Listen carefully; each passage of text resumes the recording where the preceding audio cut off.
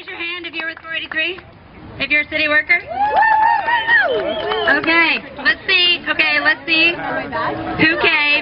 Raise your hand if you're transportation. BLM! Yeah! Okay, how about parks? All right, thank you all for coming out to support city services. As you may... BES, all right. Let's hear it for the wastewater treatment operators. Sewage plant in the house, okay. So, just briefly for folks who haven't heard the news, right now, the city of Portland is talking about cutting $3.5 million in the Bureau of Parks and Recreation. That's the 4th straight year of cuts to this bureau. We're talking about closing park restrooms, eliminating trash pickup, laying off up to 40 workers who keep our parks safe. How do we like that? Boo! And in transportation, we're talking about up to $15 million in a budget shortfall this year. Many reasons for that. But it does mean up to 30 positions will be eliminated. We're going to stop paving roads. How's that? We're going to stop giving neighborhoods their street services. So we have a modest fundraising goal today, guys. Just $18.5 million. Can we do it? Yeah! So whatever baked goods we don't sell today, we're going to ask the council to buy. We're going to try to meet this fundraising goal today. So to help us put these cuts at the city of Portland in context, Barbara Dudley offered to come here today and talk a little bit about what's happening in Portland and how that fits in nationally.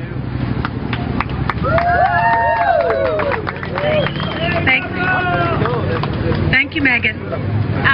So I'm Barbara Dudley. I'm with the Working Families Party, but I also teach at Portland State, and I teach a class called Social Sustainability. I know, hard to imagine. That's what we're going to talk about.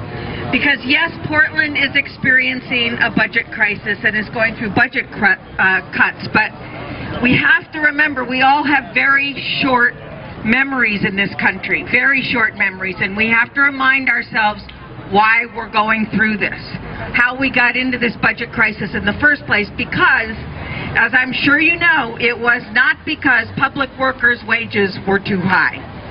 It was not because public workers' pensions were too generous or their health care plans were too expensive. And it wasn't because we have too many parks. It wasn't because we have too many bus lines. It wasn't because we have too many school teachers or too many road maintenance crews. Okay? We're facing the budget crisis in the city of Portland for the same reason that virtually every other city and state in this country is facing a budget crisis. Because in 2008, some extraordinarily greedy and unregulated investment bankers and hedge fund CEOs drove this country into the biggest, the most prolonged, the most severe economic crisis we've seen since the Great Depression. They bankrupted their own institutions, then they demanded ransom from us, from the American taxpayers, claiming that they were too big to fail. And so they got bailed out with hundreds of billions of our hard-earned dollars, creating the very deficit that their friends in Congress are now using as an excuse to cut public services and support for working families that need them. Right. In the wake of the Wall Street meltdown, Main Street banks and businesses went under, workers lost their jobs, cities and states lost their tax base, and now we have entered what cynical economists are calling a jobless recovery. Wall Street CEOs are once again raking in hundreds of millions of dollars, but working people are still unemployed or so underemployed that they can't pay their mortgages, they can't pay their health care costs, and they can't send their kids to college. Oregon has just reported the highest number of unemployment insurance claims in the nation, and there is no end in sight. Page 2. income gaps today are the greatest since they've been since the 1920s. Since this so-called recovery began, the top 1%, since the recovery began, okay? The top 1% have enjoyed an 11.6% rise in their income. That's not counting their capital gains, that's their income. The 99%, that would be us, have seen an income gain of just 0.2%. That is since 2010. The tax reform that the congressional Democrats are currently touting would raise the top marginal tax rate to 39.6%, which was the level in the 1990s. That's a start, but it is just a start. Between 1932 and 1944, in response to the Great Depression and a very expensive war, as we are going through today, not just one, the tax rate on top incomes rose, listen to this, from 25% to 94%. And that helped bring this country into its period of greatest prosperity, opportunity, and income equality in its history, right up until the time of Ronald Reagan. We need that kind of real tax reform today. Woo! Now, getting back to Portland just for a minute, let's compare how we spend our public money for the 1% versus the 99%. We need to look not just at the city's budget, but at the Portland Development Commission and at what's called tax expenditures, the tax breaks we give to downtown developers, as well as the bond issues, the grants, the underwriting of all the sexy big downtown projects, many of which never come to fruition or have huge cost overruns. Compare those costs to the value to the 99% of us of everyday services, the maintenance of our parks, our roads, our schools, our water systems, the everyday stuff that you and I depend on and that makes Portland livable. And that's all of Portland, not just downtown. We pride ourselves on being the city that works, but we need to remember that it's the city workers who do that work. Yeah! We count on you, and you need to be able to count on this city. Yeah! We need to fund our own city. Yeah! All right, let's try a chant. You want to hear one? Yeah! Okay, it goes like this. I'm going to say, they get tax breaks, and you're going to say, we get cupcakes. Should we try it? Do you like it? Okay. They get tax breaks. We get cupcakes! They get tax breaks. We get cupcakes! They get tax breaks. We get cupcakes! Awesome. That was good. That was good. Cool. Okay, next I'd like to thank for coming Kira, who's a member of Occupy Portland and a member of the live stream team, who's here today. Thank you guys. And she's going to make a statement in solidarity with city workers. So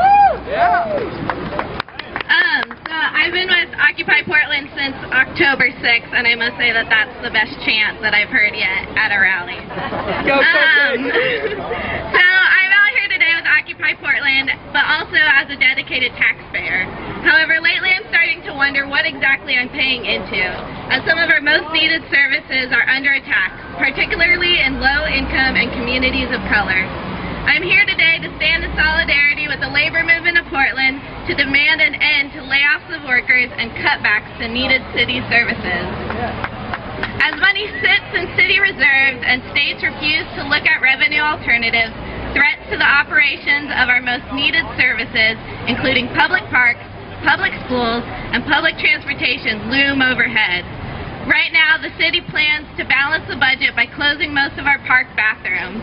Our youth and children are facing threats to free and reduced lunches, their schools are being closed, and their teachers are facing layoffs.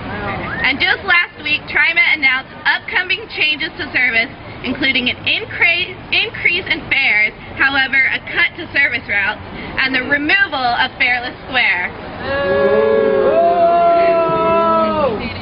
As an occupier, I recognize that we are the 99% and that our struggles here in Portland are part of a national and global movement. As the 1% continue to get bailed out, communities are getting sold out. All across the world, from Wall Street to Greece, from Portland to Nigeria, communities are experiencing similar injustices due to corporate greed.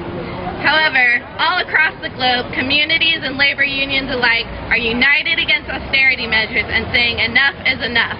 Woo!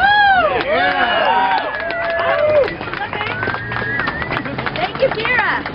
All right. Thank you, Kira. Let's hear it for Occupy Portland. We are the 99%. Okay, without further ado, I'd like to introduce Farrell Richards, who works at the Bureau of Maintenance for the City of Portland.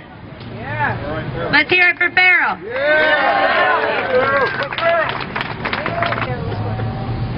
When we had our budget process, when labor was at the table, the public was at the table, they told us cuts only, no revenue. We had nobody chasing the money then. And as somebody said, Portland would rather cut ribbons than cut grass.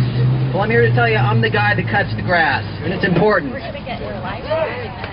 Other things are important. They're talking about closing the bathrooms in parks. You think about that. Think about going to the park. Think about our brothers and sisters who are without housing. You're talking about a basic human right. It's not acceptable. Garbage pickup, you know, this is dangerous. I've worked in parks. I know what type things you find in the garbage. It's unsanitary and it's unsafe. I think about little kids crossing the street and the medians. Those weeds get tall. You can't see a kid crossing the street. That's the type of thing we do, is clear that up and clean that up and keep people safe. Street cleaning removes debris from the bike lane. That stuff gets slippery. It's dangerous. You think about leaf season in the fall, how messy that gets, how the catch basins get all clogged, there's flooding. This is all stuff we take care of.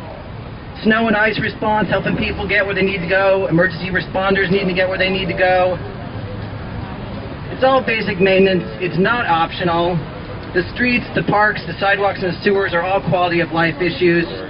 The choices we make as a city and as a society all reflect who we are as people, and it's all real important. And we got to show solidarity with each other. Thanks. Thank you, Farrell. Let's hear it one more time for Farrell. All right, and our street sweepers. Okay, next I'd like to invite Johannes, who works for Portland Parks and Recreation, to talk a little bit about what these cuts in parks will do to our community. As she mentioned, I'm Johannes. I'm a park technician working for the parks. And I was recently told that I would be laid off if the city goes through with the proposed cuts. And I'd not be the only one that's been laid off. We're talking about quite a few park technicians that would be laid off. Personally, I don't like losing my job. I don't like being unemployed, not knowing where the money is coming from to take care of myself and my family. But the other side of this is also I don't like losing my job because I actually like doing what I'm doing.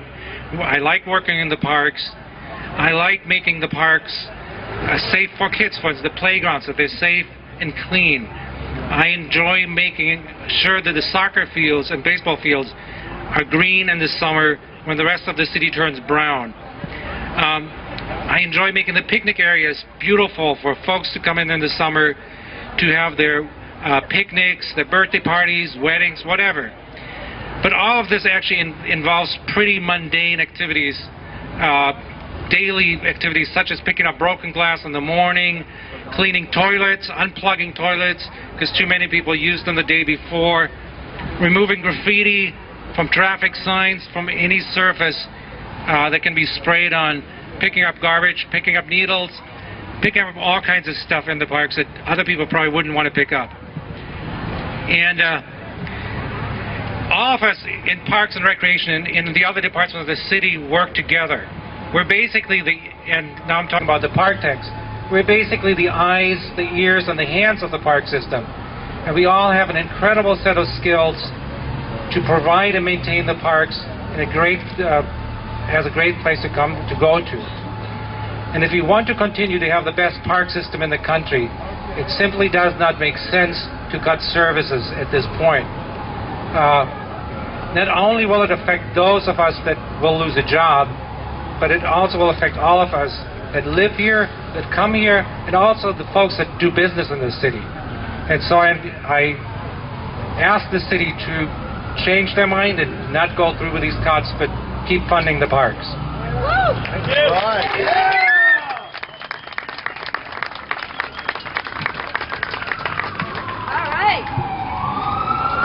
angel. Will the real Angel Johnson please join me?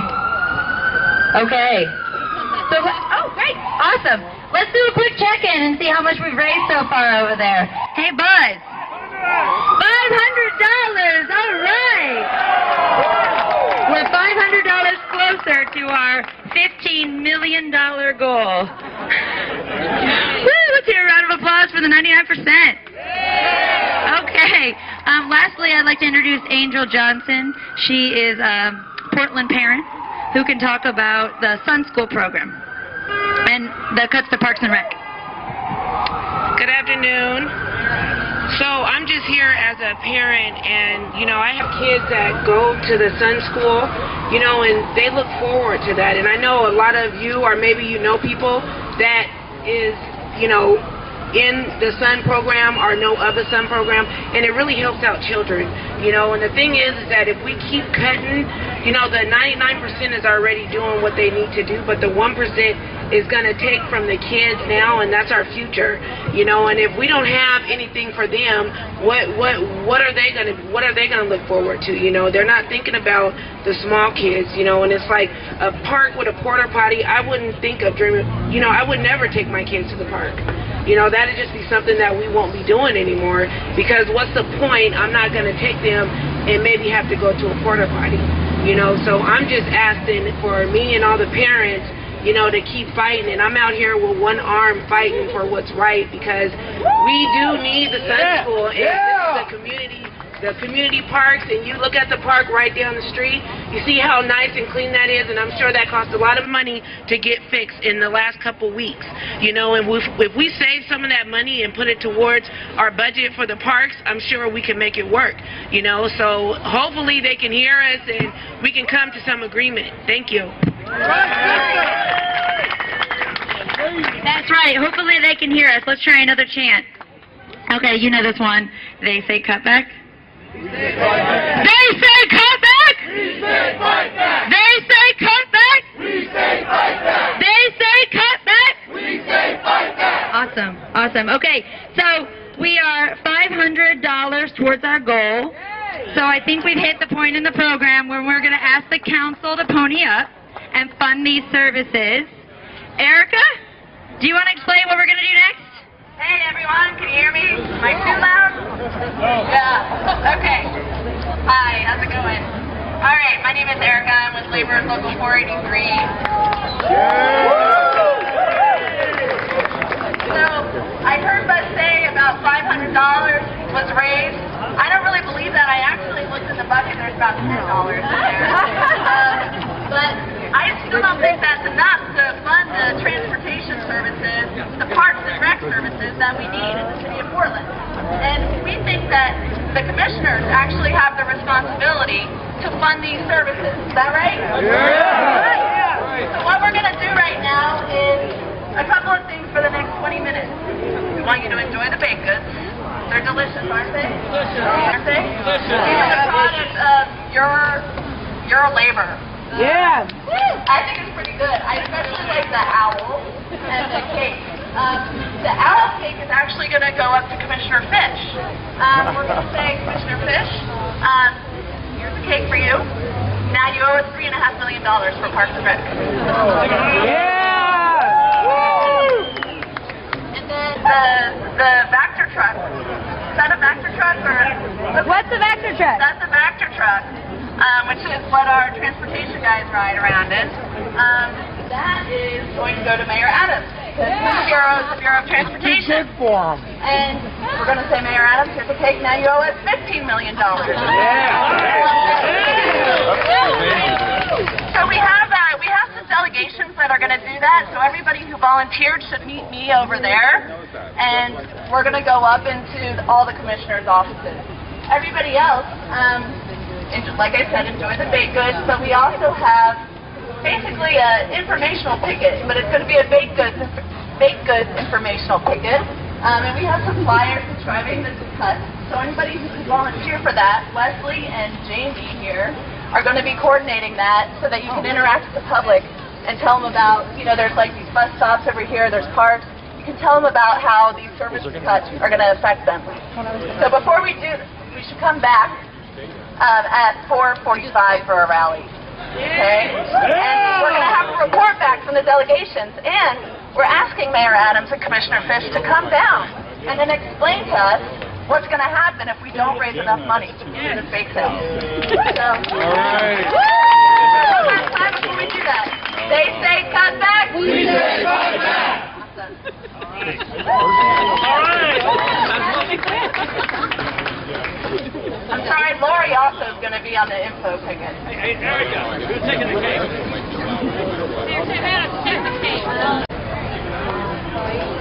I gotta pick up my kids.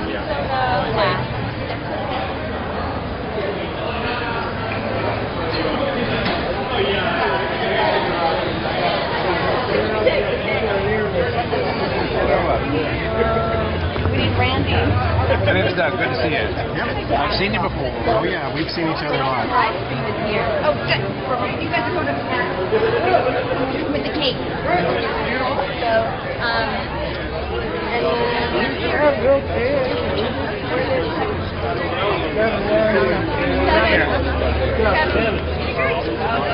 Hey, Paul, we need you over here. And there. Maybe I should. Yeah, I think you should. And Give a hoot, not a boot. Or the next one, whatever. Where's the first one going? To Adams, I think. Okay.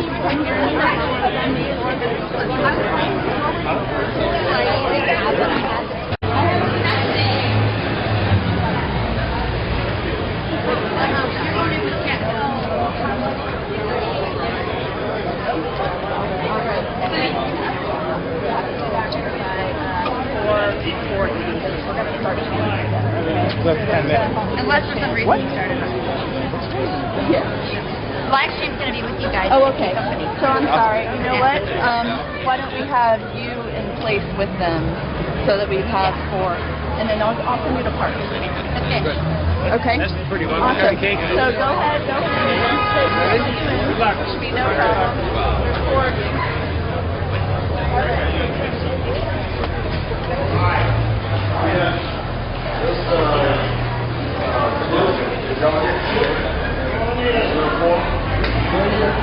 Was it going to be more than one cake, or are we understood there's two? The other one is going to go to... Are you guys going to deliver to them, come back out, and then the other group's coming in? Yep, I think that's how it's going to Okay. And you guys were heading to Mayor's house. Okay.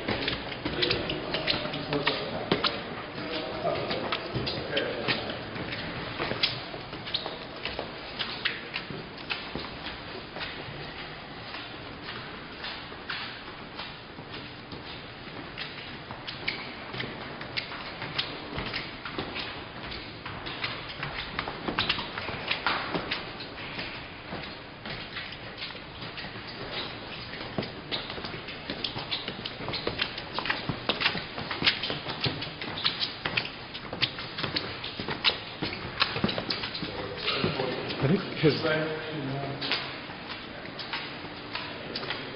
To the left.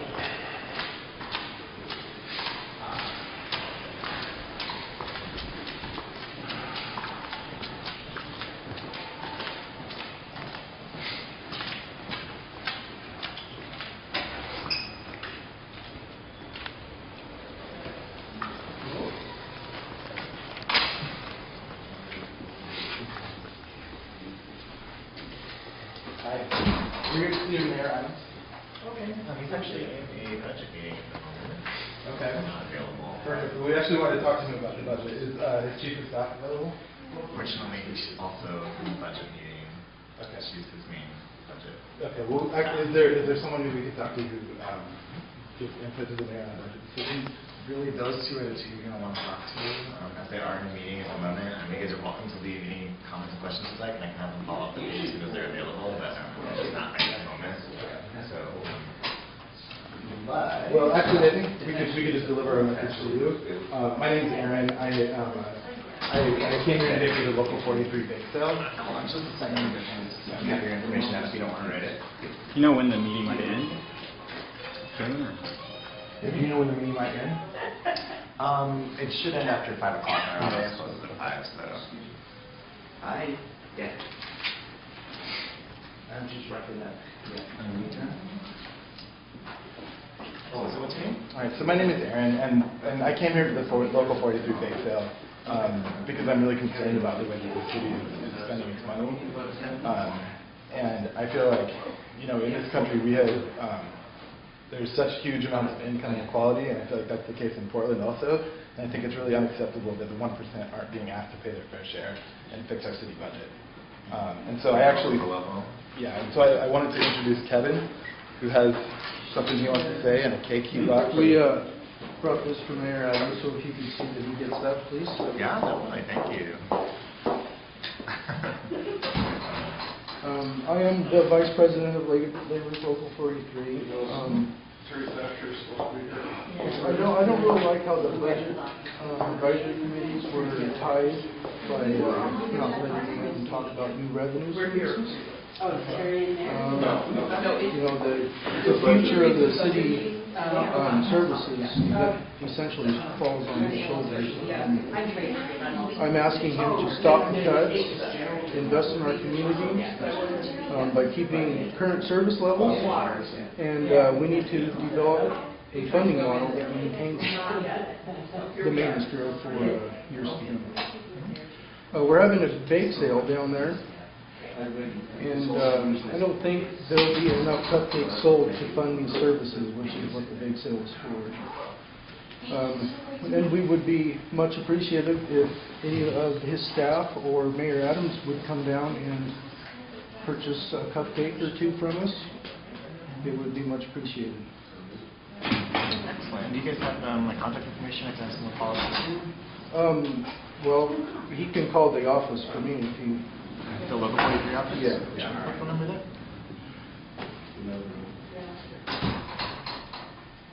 411. I'm sure you can find it. Yeah, let him know that we're only asking $15 million for this cake. Yeah. Great deal. It's a 503-239-5676.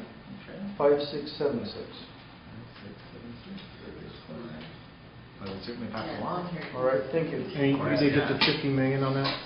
That's highly. Thanks so much, guys. Thank you. Is this okay here or? Oh yeah, absolutely. That's fine. Okay. I can take it. All right. Thank you. Yeah, appreciate it. Have a good day. Of course, you too. Good luck, guys.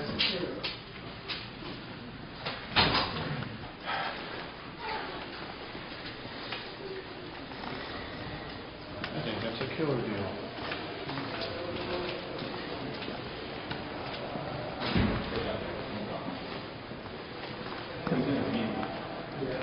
The budget.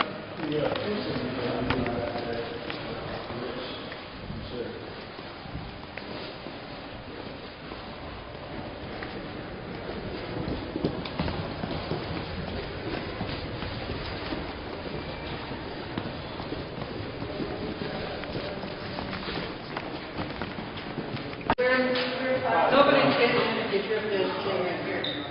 So now, the second delegation is right here. Sure. But I don't know how many of you are with the second. So the first half. But you'll need to come out for delegation. We're just asking for your cooperation, please. Public building. I have a right to go in here. Okay, you're too far up. Make an alarm. Five people at a time. The rest of them has to step outside. Everyone has to step outside. Please. The next five will step outside. And this is what our taxes go for. Can I follow with them as press? Press. Go ahead. Go ahead. Thank you. Everyone step outside.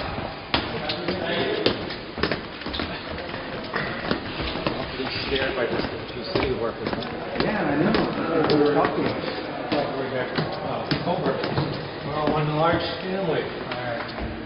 Doug, you need to pull here. So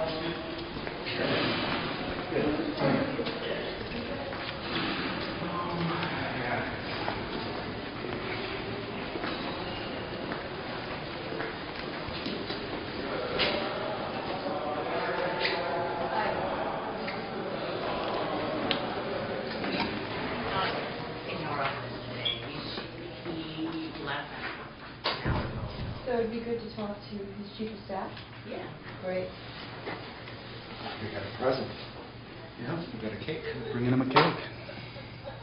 Hi. Hello. Can we just talk with you for a minute? We are here just representing taxpayers in citizens of Portland, and we have We were holding a bake sale outside to raise money to help pay for city services, so we had a cake that we wanted to present to the commissioner. Wow, that is quite a piece Of course, of we'll art. need $3.5 million for parks. Yes. So one of the concerns that we have is just that it's not just about, well, one, we want no cuts for services that really we all benefit from. We also would like to have a more proactive plan to raise revenue that's really needed to keep our services going, to keep workers and their families doing the job that just is so important to the city of Portland and makes it what it is today. So we'd like to get that message to Commissioner Fish. It's very disappointing that he walked out in the past hour since we've been here, but we do have a lot of baked goods yet to sell. We haven't seen that the private-public partnership is really going to work. We've raised the money that we could, and it was very, very little. There's millions of dollars to really look at where we're going to raise that revenue. People care about the parks. People care about having family wage jobs in the city of Portland, and that's what we want to be talking about. So what would you have to say about that? I'd say that Commissioner Fish, if he were here, he's actually preparing for a trip to Washington on city business that starts very early in the morning tomorrow. I'm sure he'd be disappointed to learn that he missed meeting with you, but I can call him at home and let him know that you were here. We're only 4 or 5 to each office. We're not going to overwhelm them. Hey, I'm one of you guys. You don't have to convince me. I'm an organizer here with you guys, okay? So what we want to do is try to divide up into the groups that are going to be moving forward. We've done that. We've done that. Where are you kidding now? Hold on. We can expedite. You can make things happen. I protested in front of the city hall for 120 days straight. Okay,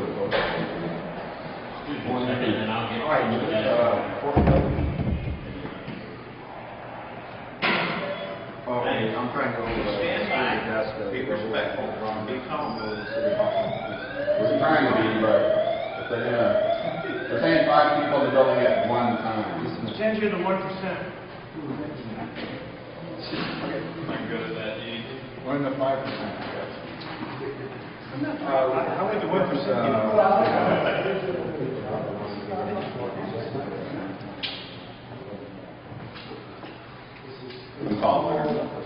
I'm the mayor. I'll tweet him. I was going to meet you in the lobby.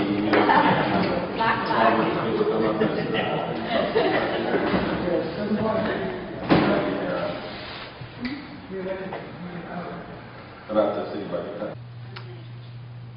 As you know, he said at other public meetings that he's not satisfied with the cuts that are on the table for parks. And as you know, if you've watched the city's budget process in the past, that the Bureau Budget Work Sessions, by George, take care, are just the beginning of a conversation. The real work will begin with the mayor's proposed budget, and we're already starting to have preliminary conversations with him about that and finding ways to reduce the cuts that parks has to take. So, I hear you. Can I just throw a piece out? Sure. Because I work in one of the parks. And one thing that came across to me, I lived in the 70s in Chicago. The parks used to be horrible. Nobody took care of them. Nobody went to them. And I can see the same thing. If parks throw away with the cuts, they're going to turn into a mess.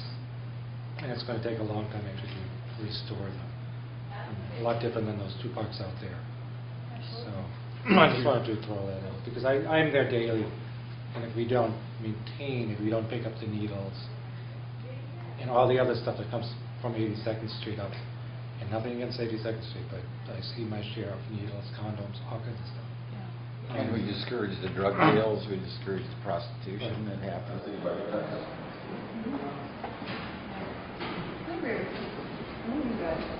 Yeah, well, we'd like to just come up and talk.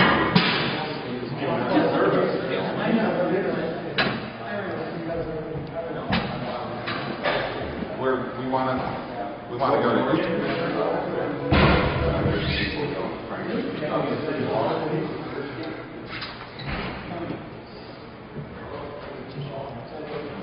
Well, no, I can speak to the behaviors. How's your campaign going? Starting out. Sure. Only about 5 people in at a time. There's already too many people. So 45. That's what they said, only 5 people at a time.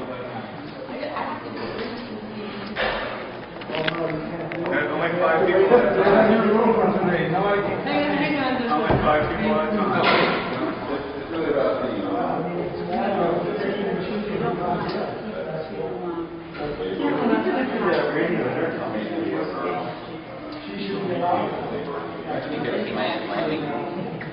She should. We're having a rally.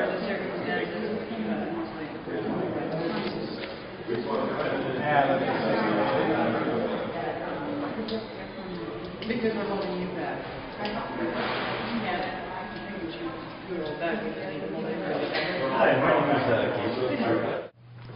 My name's Scott Gibson, and I was on the Budget Advisory Committee for Parks. Yes. And one thing that was really frustrating from our point of view is it was just all about cuts. There was no discussion about revenue, and there still is no discussion about revenue from this council, from the mayor, or Commissioner Fish. I think the instruction from the Office of Management and Finance was not Just to make cuts. Right, exactly. But that's not That's the acceptable mayor's to us. instruction.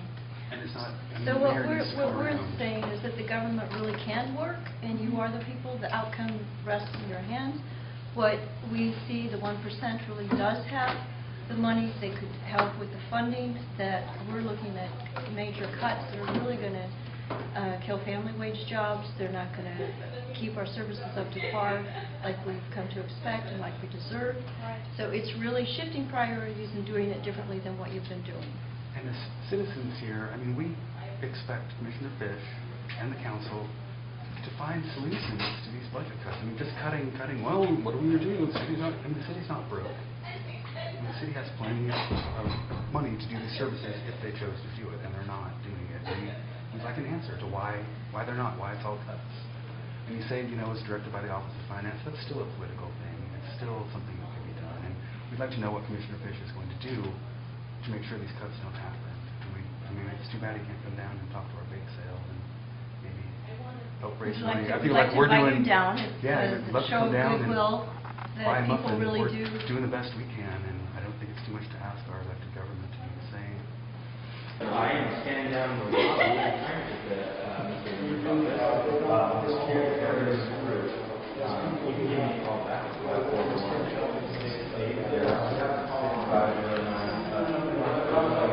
Allow 5 people in the building.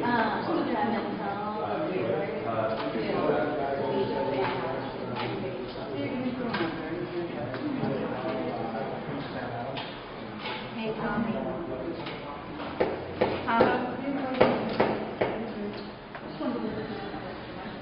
Someone came out, one person going now.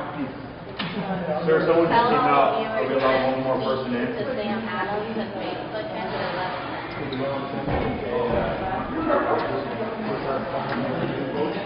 Sort of the way that we as the 99% can put our money where our mouth is and just kick in here. I mean, people work really hard, high standards, and that's what makes the city work. We'd like to have the government do the same. What was your name? My name's Hannah. Hannah? Last name's Kuhn. Hannah Kuhn? Paul LaCroix. Nice to meet you. I've been employed in Portland Parks for 25 years and been active in Labor's Local 483. I've participated in Budget Advisory Committee in the past myself too. And it's like there have been lots of suggestions over time for different ways of raising revenue and things that we can do. And we haven't got, other than going back to the voters for increases in property taxes, which we still have. I have a picture on my phone I'd show you if we had more time. I have a sign in my shop from 2002 when we were doing this exact same thing. Mm-hmm. And then we turned around and went back out to the voters with our hat in our hands saying that we had to have more money to restore these services. And time again, we make cuts where they impact the public most in the neighborhood parks. Right. So that we can then turn around and ask them for more money to maintain their neighborhood parks when there are ways of addressing these cuts. There is money available, and it's a disservice to the public, and I'm a taxpayer too, to continue to do this. And I'm not supporting any more property ballot measure, ballot initiatives to raise my taxes when I know that the city has the money to pay for these services. So I appreciate you stopping by. I will convey to the commissioner, like I said, he's getting ready for this trip, so he's still in town tonight. I'll let him know that you stopped by.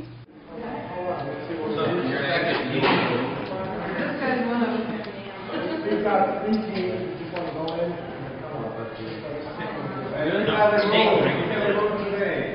So they're talking with Nick Fisher's office, and right, no, I get that. I think that's a good idea.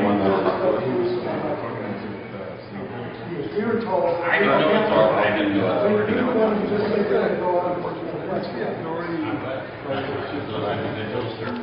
Leonard says there's nobody there to talk to us. Right. No one's there. You just talk to them. There's no representative. We don't want to. You're going to call center. We'll get you there. We'll get you there. Nobody's trying to force anybody to go anywhere else. We're trying to make you do anything. It's ridiculous. One person is coming out, so one or two persons will be allowed in. As part of the group that you have here, only the 4 or 5. I can't explain anymore. You can't explain it, sir. You said you can't explain it anymore.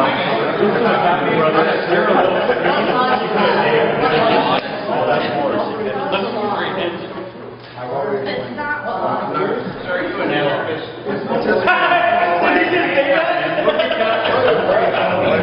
He said, "Sir, are you an anarchist?" Oh, you guys got a schedule? Okay, so how much time you got?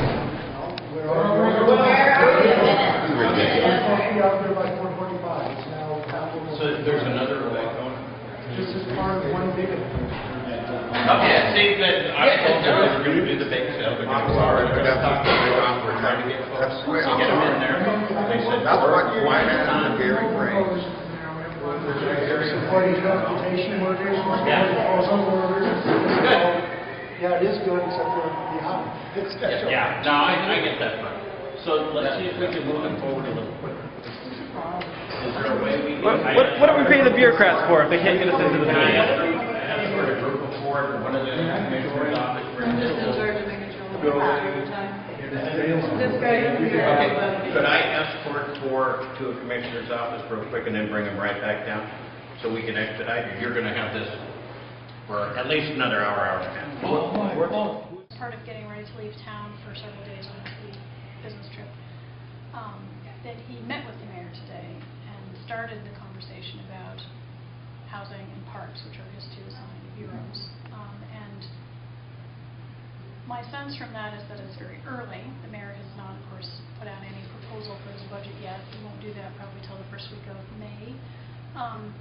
But we've already sort of started to discuss with him ways that what he heard in those budget work sessions is not what we're satisfied with. That we want to look at other options, revenues, other cuts that would not affect folks as much. And it's too soon to say what all those are going to be, but I can tell you that he gave direction to his bureau today and to our team to start looking at things that are sort of outside the instructions that have come from the leaders so far. And we're going to do that. And I appreciate you kind of beating the drum consistently over the last several weeks about how important parks are to you, because it makes it easier for us, and it's not just Commissioner Fish saying, Mayor, this is my bureau, I want to take care of it, but it's like there's a community welling up of support for doing something other than what is on the table right now. What 4 do I have going with me to one of the commissioner's office? Okay, here's one gentleman, here's another gentleman. Okay. So we can have no more talking. Okay, all right. Which commissioner? Okay, so you guys go with me. Which one? No, I'm going to go see. So I think you're right. There's a lot of support for the right decisions, so encourage Well, and Commissioner. this is delightful. It's a message, and it's a beautiful cake. Thank you so much. And Wait till you see the mayor's cake. I'll talk to the team about. Are you outside or Yep. you in the atrium? We're having a bake sale outside. All right. Come on down. Thanks, Cal. We'll come see you. Thank you so much for coming in. What would be the outside Thank time you. frame for making some of these decisions? Well, when the mayor puts out his proposed budget, work begins in earnest. And that's that's the May. first week of May. And then after that, That's the month of May. Those negotiations are happening between the individual members of the council and the mayor. so the whole month. And they convene as a body to adopt a budget the Okay. 30th of May. The 30th of May. Yes. Okay. Thank you. I'm filming with Indie Media and JohnnyBuddy.com. Okay.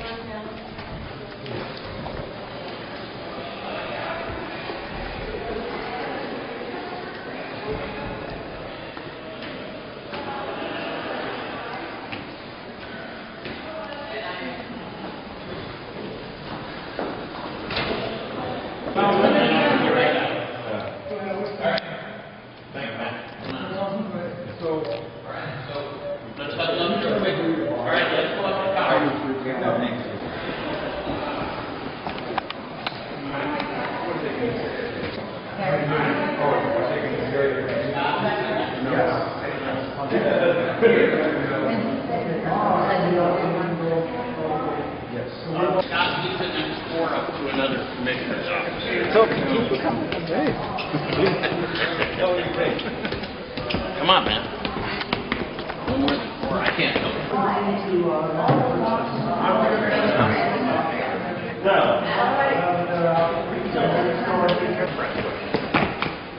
Which one do you want to get? Right over here.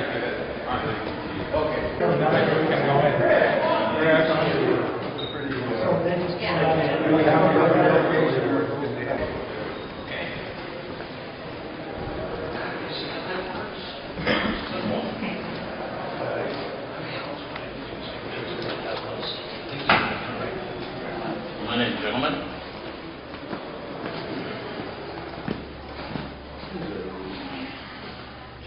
Every time we hear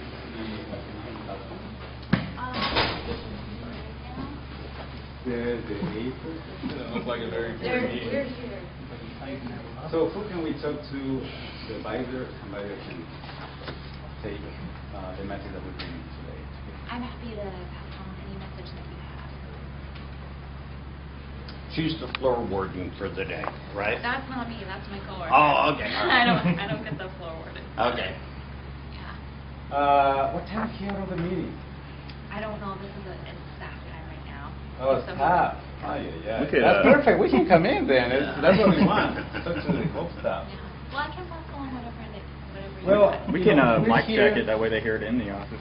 That's right. Yeah, no, but we're here from local 43, labor 43, and probably you're not aware that all the budget cuts are going to happen, and some of those will be actually the workers that you see here. Some of them are part of those workers that are going to be cut, or other than the city, right? So we're here to ask Commissioner Saxon to actually help us to lead the process in a way that doesn't really affect the very people that are needing these services. Okay. Both. One is the workers that provide the service, and the other one is the city, because those services, those are the ones that we need. We understand that in the future, when that's going to happen, it's going to go to private companies. There's many things that are happening in this country and in the city, and we don't want that. Okay. So we're asking if Commissioner Salzman can advise the mayor to do actually the right thing and right decision in terms of looking at ways that doesn't affect the city and the workers, other alternatives. So I actually want to have one of the workers here that's going to mention something. Please. I'd like to ask Commissioner Thompson is why is it that the mayor has directed only to make cuts and not look for revenue recommendations?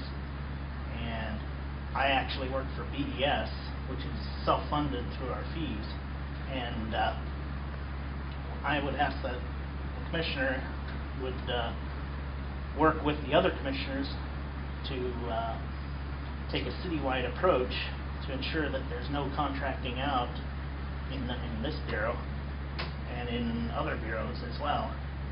And I ask our commissioner to please take a stand to stop these cuts and to invest in our community by maintaining the current service levels, and to develop aid and work with the other commissioners in developing a funding model that maintains the city for as it is for the years to come.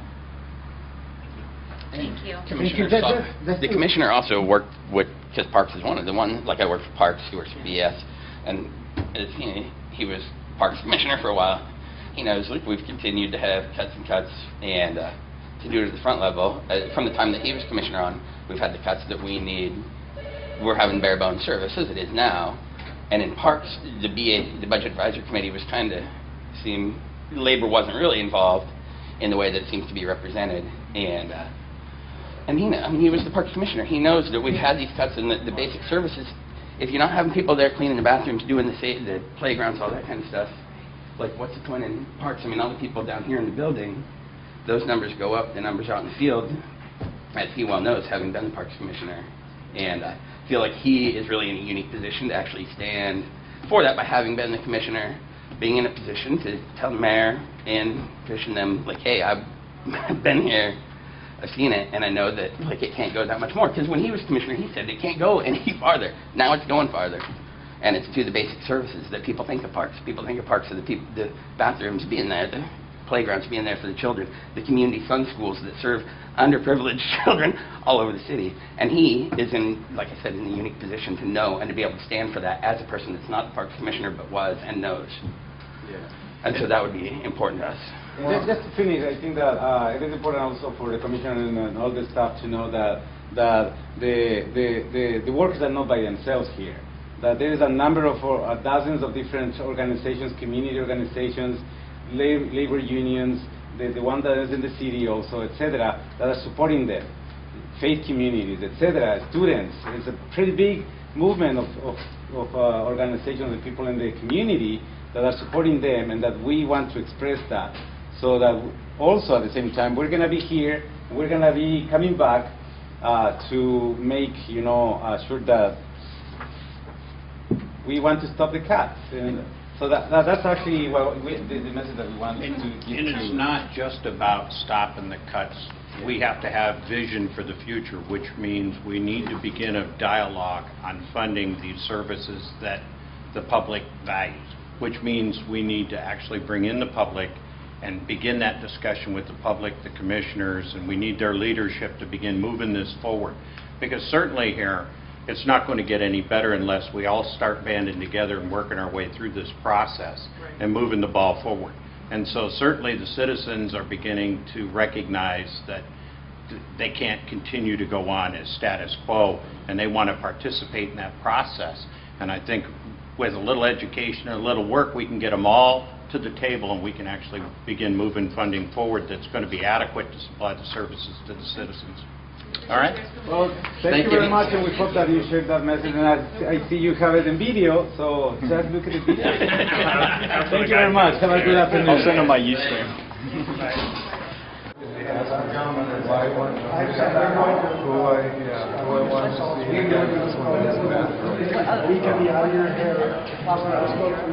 No, nobody was here.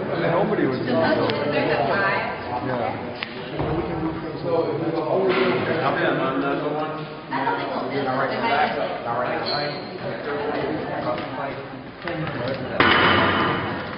You just going by yourself?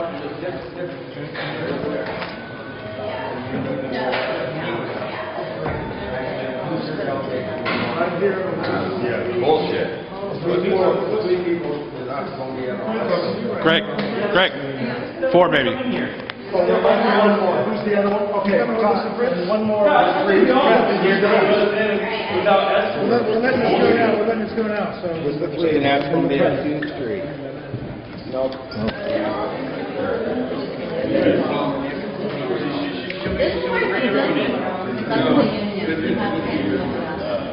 We can ask them.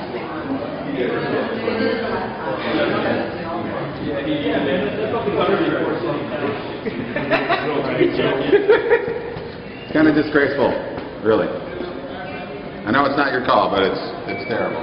Can't even go in and see our city commissioners. These are people who are supposed to work for us, and you won't let us in there. Both in Chicago, Philadelphia, and all the other places I live, and this is more difficult than anybody. Yeah, these weren't here a couple years ago. Well, because there's a change in time since 9/11. Oh, really? I know. Yeah, it's been a lot of change. You got other public buildings the same way. They're more strict than we ever were. 9/11 is a great excuse for you to make But you have to check security measures today. They're stretched by all kinds of people. Sorry. What's the government made of? What? Oh, yeah. I don't know. How's it going, Richard? Did you all that shit? Too much of jargon. And they said 5 people could go up, and with well, now we can see why there's a little bit of delay and a little bit more control over who goes and comes, as we had the chief of police in the building. You guys want to be nice. Well, the biggest thing is people leaving the post. I haven't seen you. We can still do Well, thanks. We didn't get to see Randy Leonard's office. I don't believe you. Here you are. You ready? Yeah. All right. Wait for the other group to just, do you want me to maybe stand around? Well, no, but I mean, we have one camera that can go with you guys and then follow me. Oh, yeah. I'll just wait for them. Okay, sounds perfect.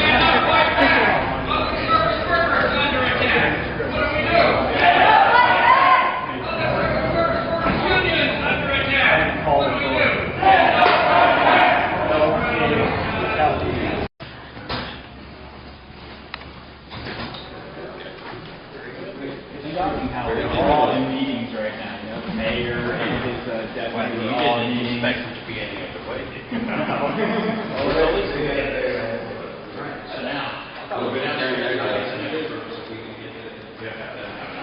Looks like they're in there now. Is that another group?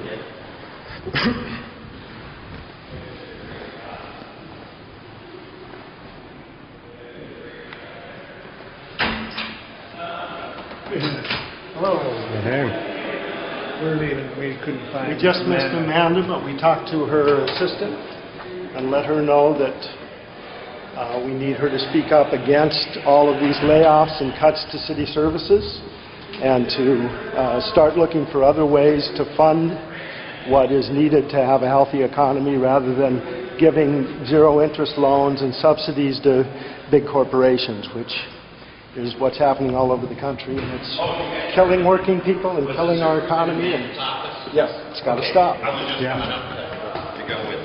John. Right. Were you the one that spoke, Greg? We all said something. Uh-huh. I think you guys did a good job. Thanks.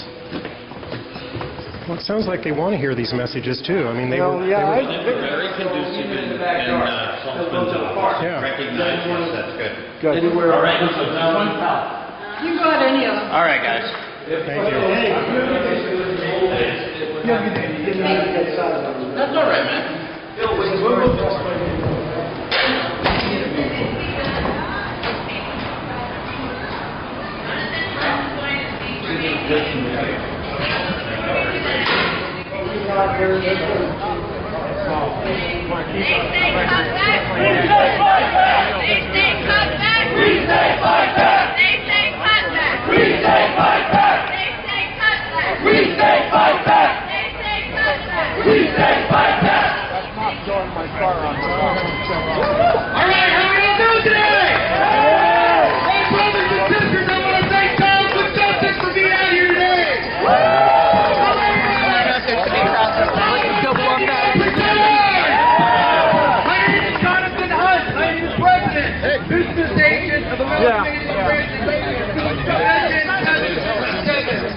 The brothers and sisters that hardworking representing you in the Tri-Metropolitan area have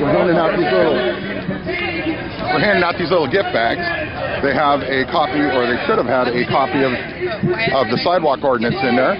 They have a tape measure and sidewalk chalk, so they can actually chalk out their. Those are all important things if you're going to even want to sit down on these sidewalks. Good idea. Where were you handing those out? I had this idea 2 years ago.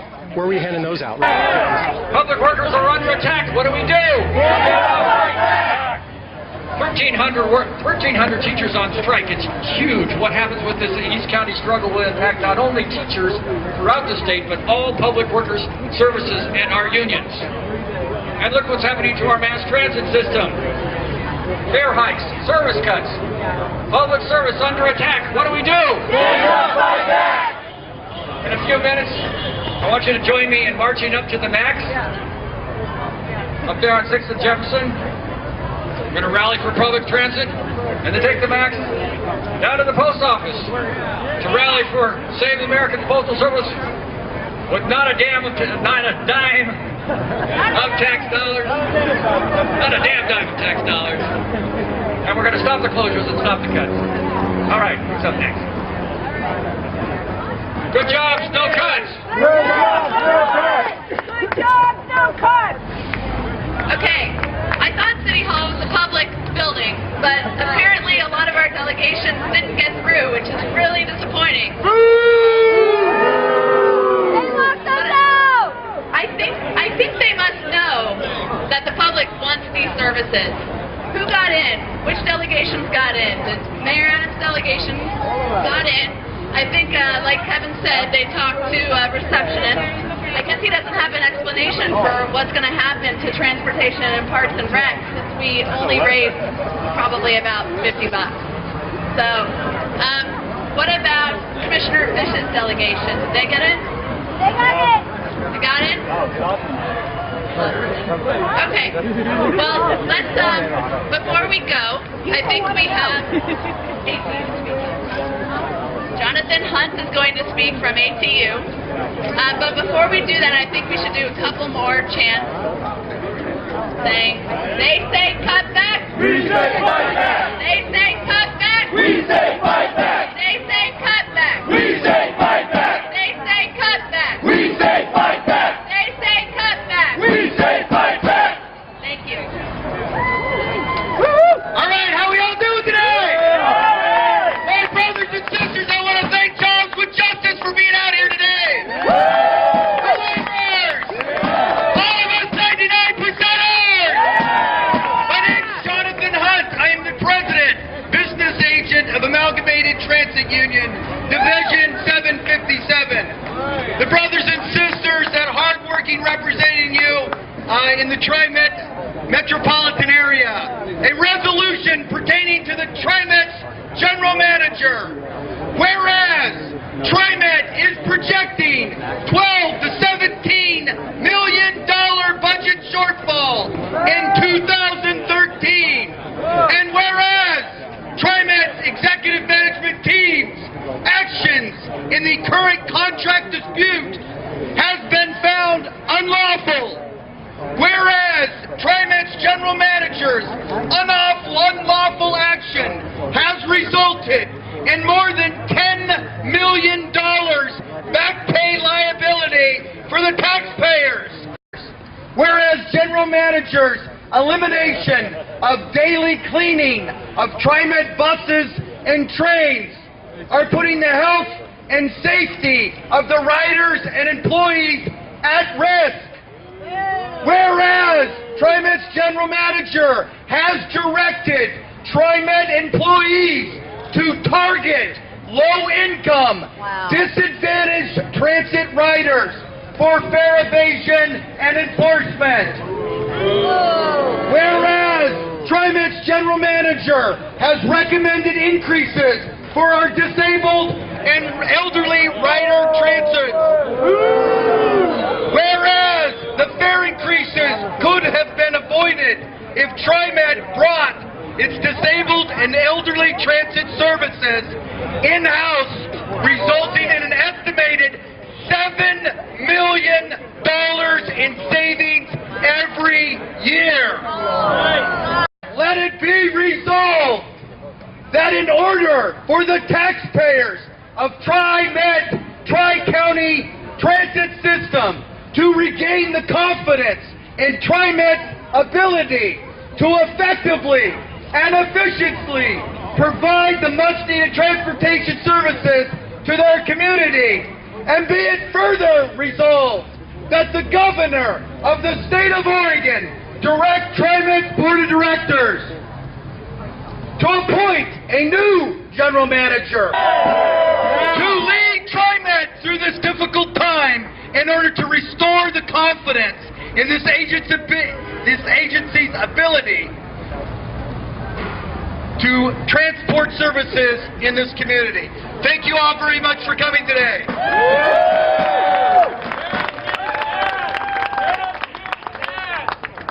His ass! Can his ass! Hey, hey! Ho, ho! McFarland's got to go! Hey, hey! Ho, ho! McFarland's got to go! Hey, hey! Ho, ho! McFarland's got to go! What do we want? Justice! When do we want it? Now! What do we want? Justice! When do we want it? Now! What do we want? Justice! When do we want it? Now! No contract? No peace! No contract? No peace! No contract? No peace! No contract? No peace! No contract? No peace! I'm joined today from my brothers and sisters from Opal. Please give a round of applause for Hector. Hey, thank you everybody for coming in here this beautiful Portland weather day. And my name is Hector. I'm with Opal Environmental Justice Oregon. We're a community-based organization that works to address root causes of oppression and environmental racism. The mission of Opal's Bus Riders Unite is to win fair, frequent, and affordable public transportation in the Portland metro area. Transportation is a basic human right. We believe that transit riders deserve a world-class bus system in which transportation is equitable, safe, and accessible. And yet, TriMet has raised fares on us 10 times over the last 11 years. Fares have risen far more than inflation, and now TriMet's proposing the biggest fare hike in history. Since 2009, TriMet has cut almost 200,000 bus service hours. And now, TriMet is proposing yet another round of cuts. Why are we continuing to pay more for less? And let's not forget that TriMet has continued to cut money for cleaning and maintenance for buses. There is just one detail cleaner for every 500 buses, and our buses get a full detail and disinfection just once a year. Make no mistake, bus riders and drivers are under attack. TriMet's budget priorities are not in tune with the lives of the working class, people of color, people with disabilities, the elderly, and the youth. Prices go up, services and routes go down and down. Cutting service and jobs and taking more money out of the pockets of the riders won't help us create a prosperous region. How will families that depend solely on the bus to get to work, to school, grocery stores, and services? Now, here's the question. Do you think that hiking fares and cutting service is equitable and just? No! Opal and Bus Riders Unite members agree. The answer is no. TriMet is attacking its most reliable customers and its drivers. Bus riders are tired of paying more for less, and bus drivers are tired of being blamed for TriMet's mistakes. Opal demands that TriMet takes our concerns into consideration in all decisions, present and future. We say no fare hikes, no service cuts. Cut back on subsidies to streetcar and rail, improve the efficiency of our bus service, provide opportunities for meaningful participation for the public. We need everybody's attendance, everybody's help to join our efforts. So come and join us at the Bus Riders Unite meeting. Thank you.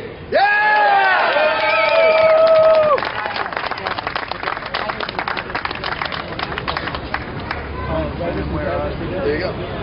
So, we're going to have a march, so riders and drivers together. we're going to join forces and march to the post office. All right? March to the MAX station. Jefferson to 6th at the MAX station, then we're going to go help our brothers down at the post office. Are you ready to fight? Let's go! Drivers and riders together, working collectively. Attendees! All right.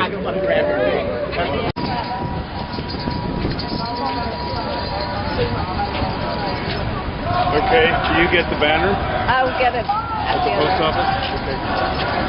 Here, you want to hold it this way or while we're waiting for the back? Well, there was a negotiation today? No. Doesn't break through just for that.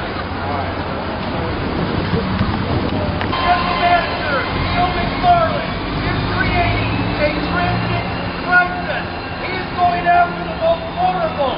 He is going after those who need service the most. There are two pending strikes right now for the elderly and disabled. General Manager